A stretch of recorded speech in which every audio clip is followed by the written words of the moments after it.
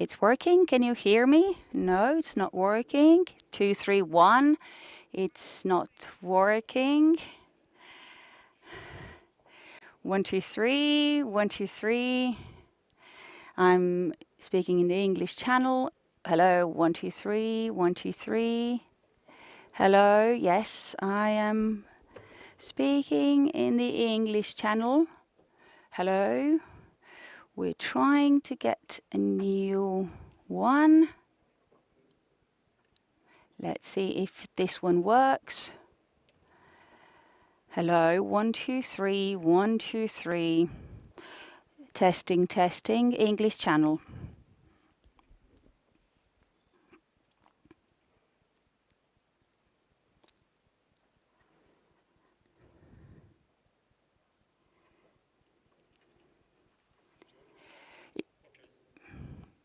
Molto bene.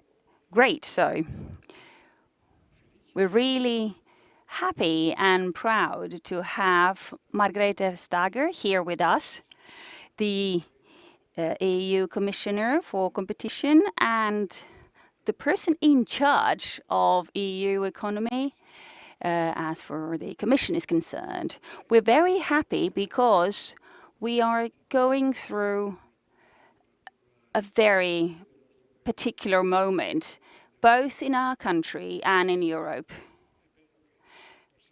So it is important that we can exchange views here with the main protagonist here, with what is the future of the European industry and its possibility to become established at an international level.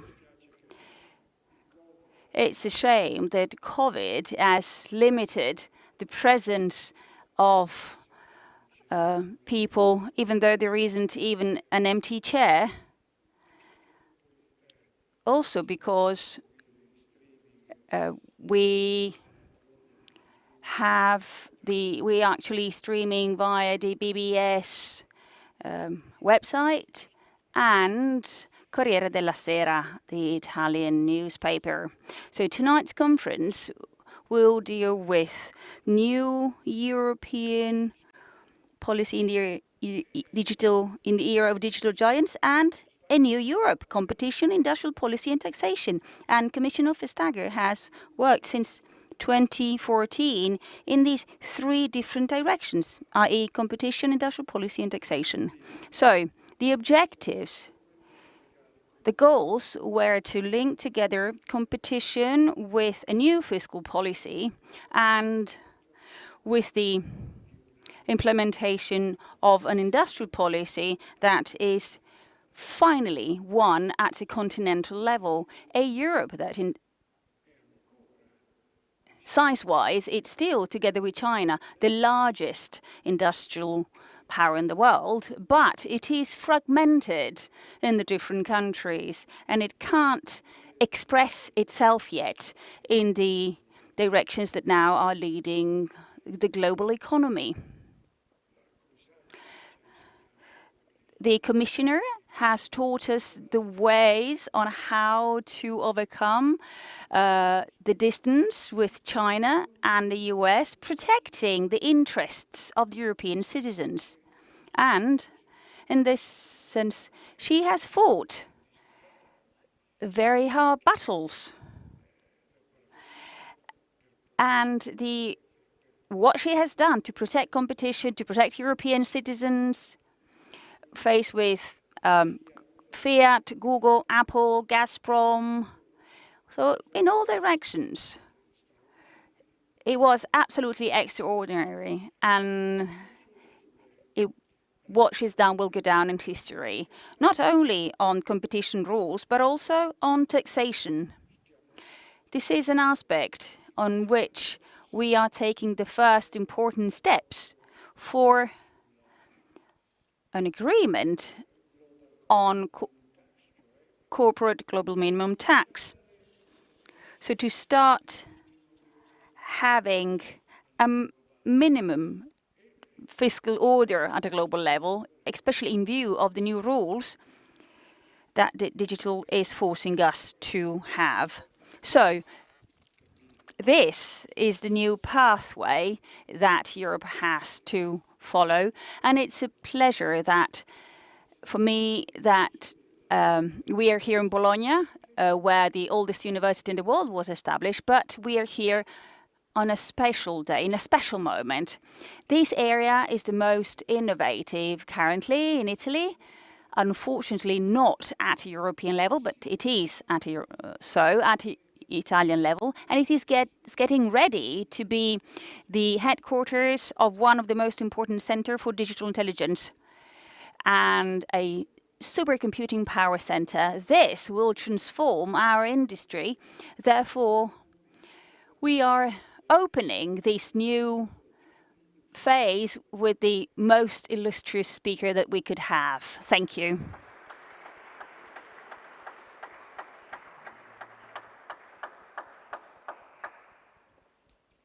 I don't know how I possibly can live up to that introduction. So beware for disappointment. But I'm really honored to be here, and honored to be in Bologna, because this is a city with a very old history. And for me, my most important visit to Bologna was in the last millennium.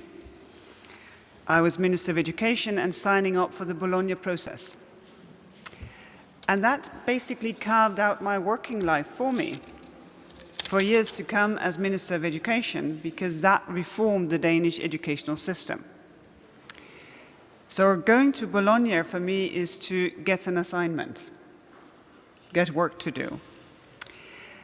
And this also means I'm really happy for having the opportunity to speak today, because we're here.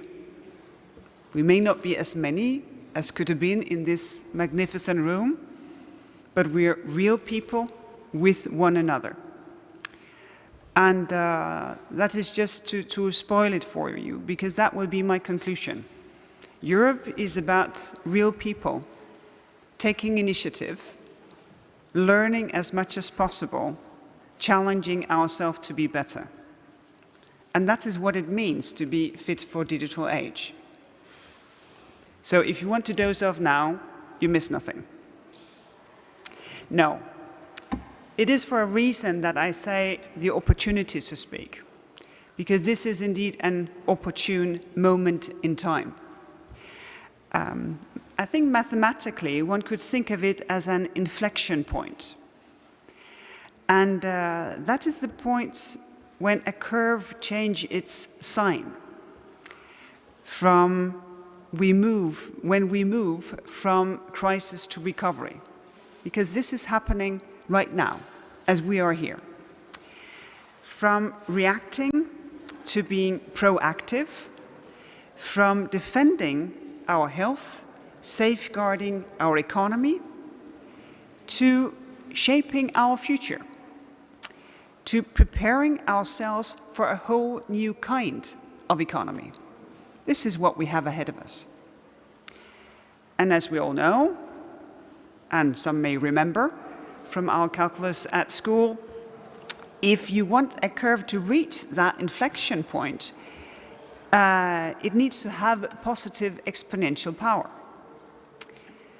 And I think that is true both in math, as it is in policy, and as it is in developing society. Inflection from crisis to recovery requires indeed that we use this exponential power to put Europe on a strong path. And the European Union, the European part of our democracy, our institution, together, has built the recovery plan on the idea of exponential power.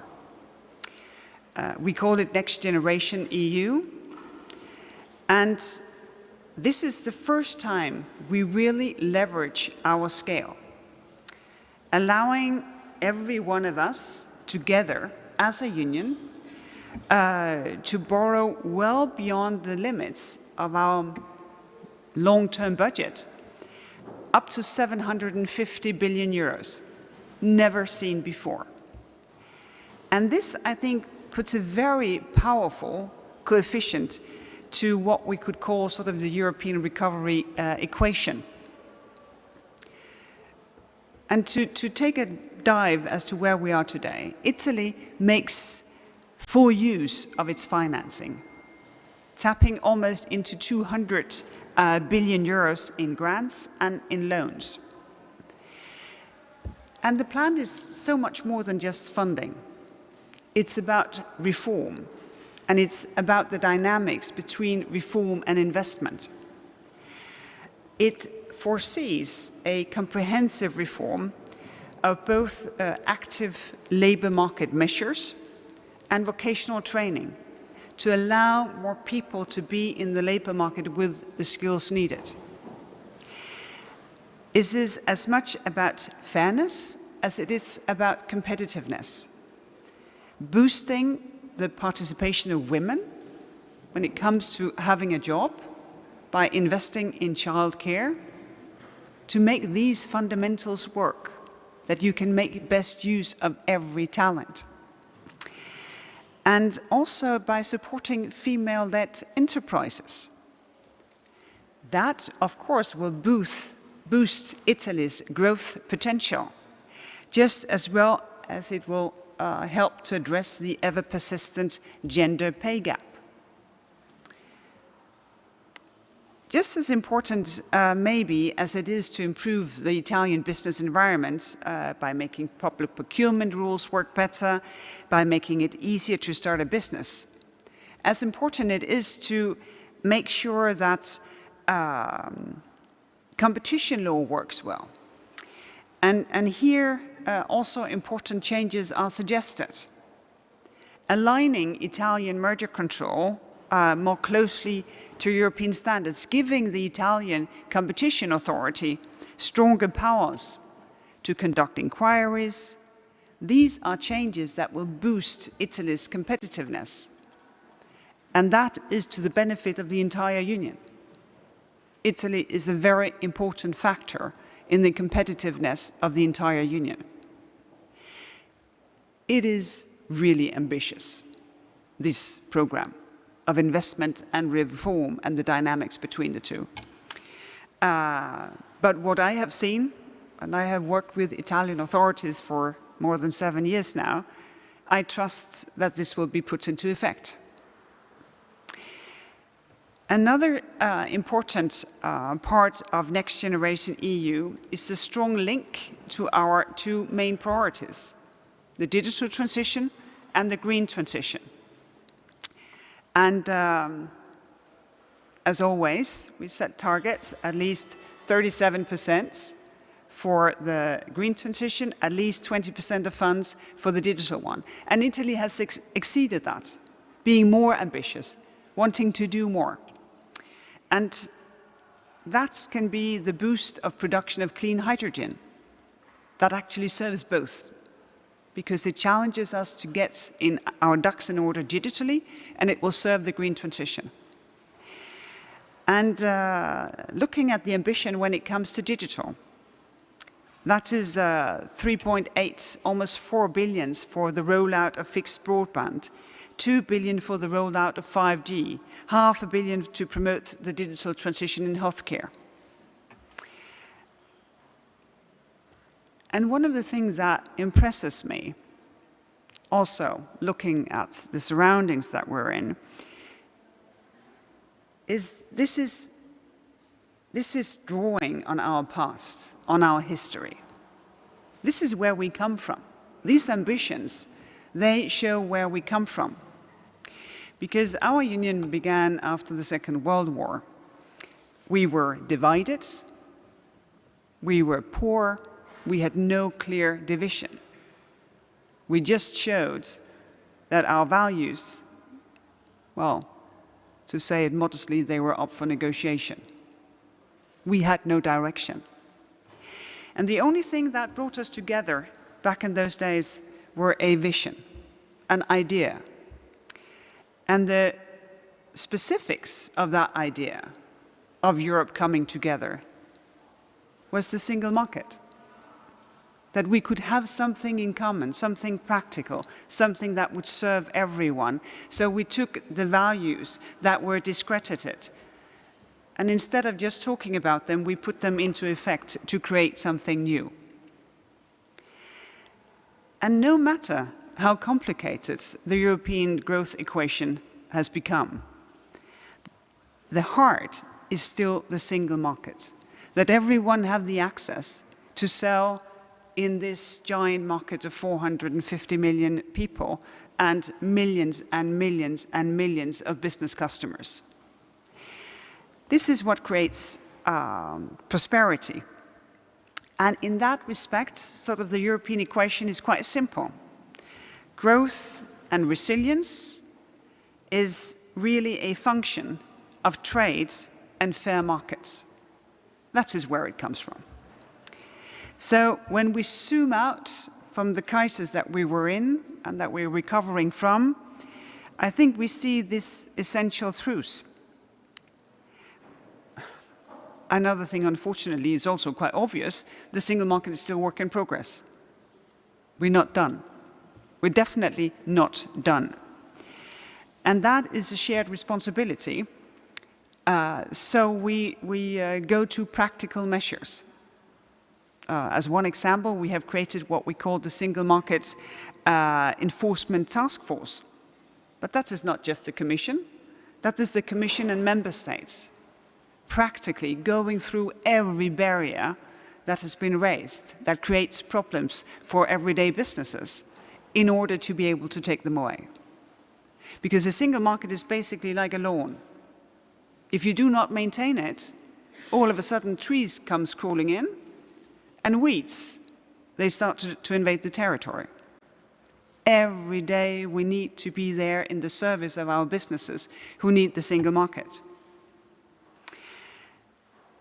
And when we look at the spike in energy prices, that will haunt any family, but of course the poorest families the most.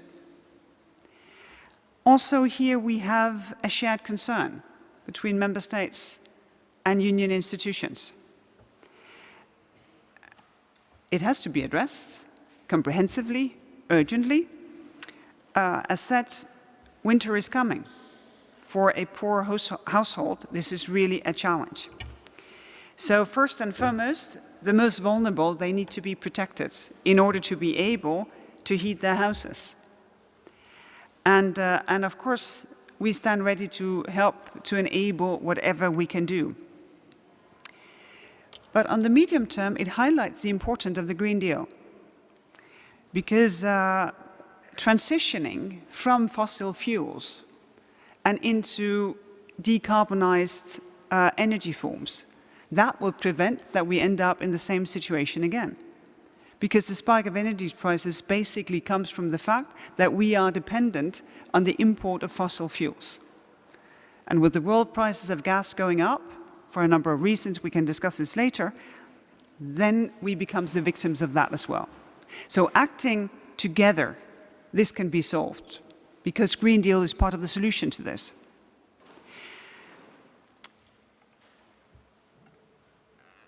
I was also asked to talk about how we see industry.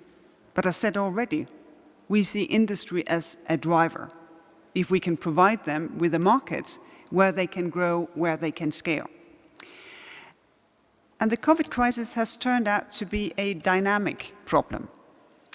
The fact is that we may not have seen the final iteration of the crisis on our economies, maybe not even on our health, still remains to be seen.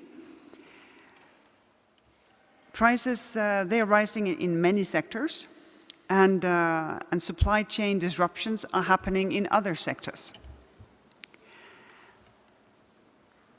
People with more insights than me, they would say this is probably not the last pandemic. This is probably not the last disruption that Europe faces. In an increasing interdependent world, Europe must prepare to foster what we call open strategic autonomy. And to coin it in that way is to say that strengthening our own capacities is not about sacrificing the openness that makes us strong. And this is why we have had a second look at our industrial policy to take account of lessons learned during the crisis.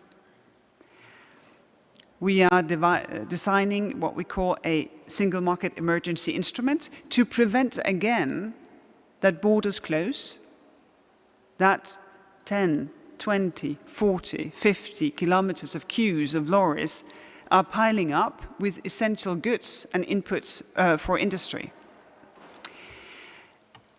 And we're also looking at sensitive ecosystems and supply chains. And here, of course, to some degree, we rely on businesses to do their job, to figure out how can they make sure that also in a critical situation, they have access to their supply.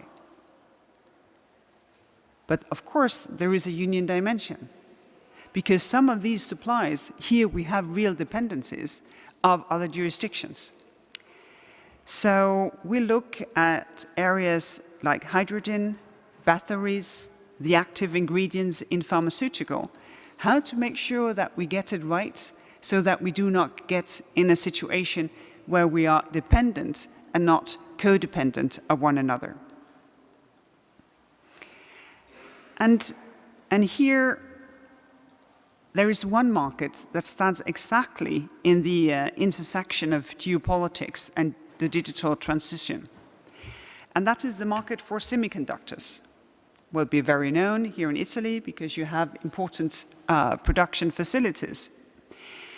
And with the new, and it is work in progress, European Chips Act, then we are charting a coherent vision and strategy to put Europe in a stronger position among other global players when it comes to semiconductors.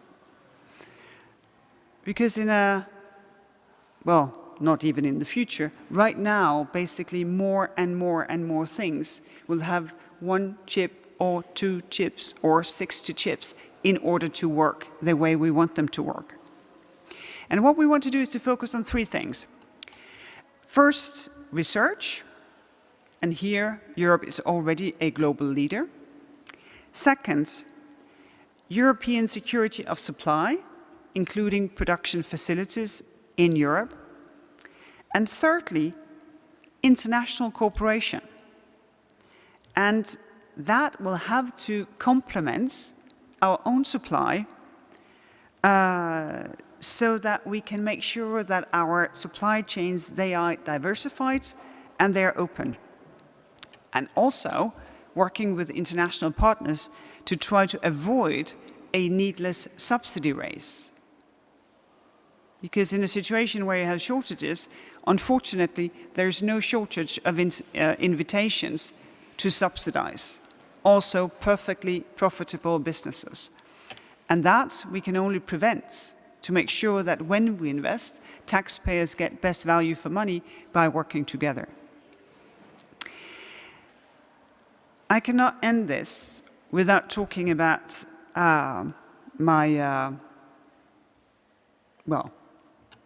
what I fell in love with 7 years ago, competition policy. Because, of course, it's not a simple equation. It's a matrix of tricky things that almost work together. But one thing is a given, and that is that Europe can only remain and regain a dynamic global influence if we make sure that this is a competitive continent. And we're only competitive if we protect competition. And it has been part of what we have been doing together since the very first days. It is from the first treaties. Because our founding fathers, they realized that only when we are challenged will we do our best. And this is why rigorous competition law enforcement protects and empowers citizens and businesses to make choices. If there's no competition, there are no choices left anymore. Because it ensures that customers, that can be us, citizens in our role as customers, it can be customers as business customers, that we have alternatives for our different needs. Competition enforcement protects against market power, against dependency on monopolies or just a few big players. And I think that is the environment we need for businesses to prosper, for them to grow, for them to scale what they do best. And another thing that may come as a surprise to you, competition policy also fosters social cohesion. Because the thing is that if economic power is shared only by a few players, well then inequalities is also the name of the game. Because then, of course, economic power is only with the few, it cannot be with the many at the same time. And by fighting against market power, by stopping concentration of power, then competition policy protects both citizens and businesses from the power of the bigger ones. And last but not least, just as well as the COVID crisis is dynamic, so is competition policy, because no one can allow itself to stay the same. We develop with the world that we're part of. And we rely on the market that we're in. This is how cases can be decided, only by assessing the market that we're in. And this market becomes increasingly global. So the challenges that is needed increasingly come from players outside of the Union, which is why amazing businesses have been created over the last couple of years by mergers, because they are still challenged. But only, I think, in the digital markets do we see it for real. And here we need to stay alert. If we lean back, if we are content, if we are complacent, then Europe will have no part in shaping the digital future. And this will be my end, because if we can prevent gatekeepers from deciding who should be successful, if we can make sure that customers get what they need, well then we can also ask every citizen to do their best. Because we will cable Europe as you cable Italy. We will roll out 5G. We will have amazing computers. But the real strategic issue at stake is whether or not we challenge our own talent. Only if we make sure that we master the technology can we create societies where people feel at home. Only when we foster the digital experts will we be the shapers of the next generation of technology. And also the services, the new public services delivered in digital manners, only if we have the knowledge. And this is about people. And this is what makes Europe strong, that we realize that it's always about people. Our democracies, they are built on the integrity and the dignity of each and every one of us. That is where our strengths come from when we challenge ourselves to make the most of our talents. Thank you very much.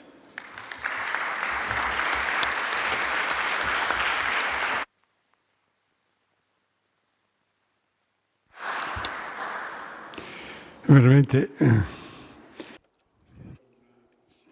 It was a summary, a recap, not just of the present, but also a reference to future potential, and a future potential that only a work done by integrating all European unions we can achieve. But I certainly I don't intend to summarize this fantastic speech. I would like to go back and refer to a moment of optimism for our country that Commissioner Vestager gave us. Italy has a role to play, a boosting role in a way, an active role of great relevance. We need to understand, and of course,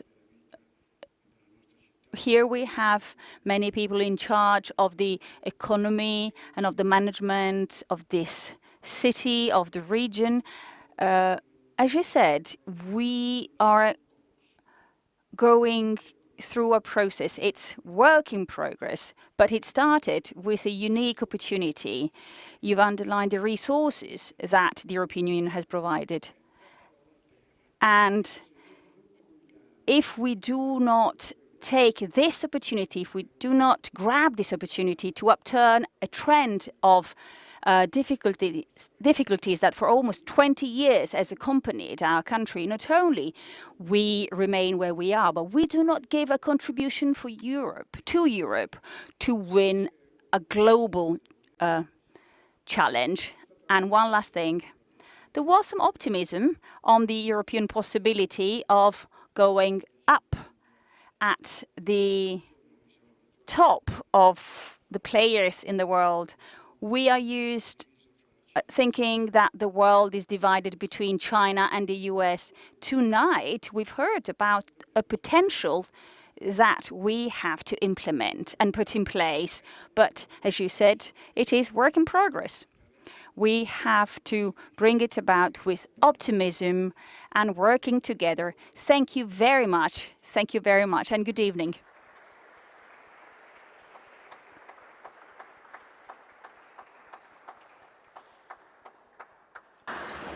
Grazie. Thank you.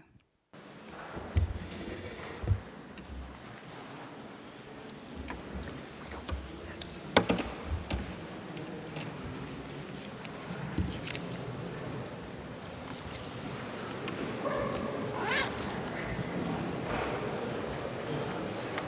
Thank you very much.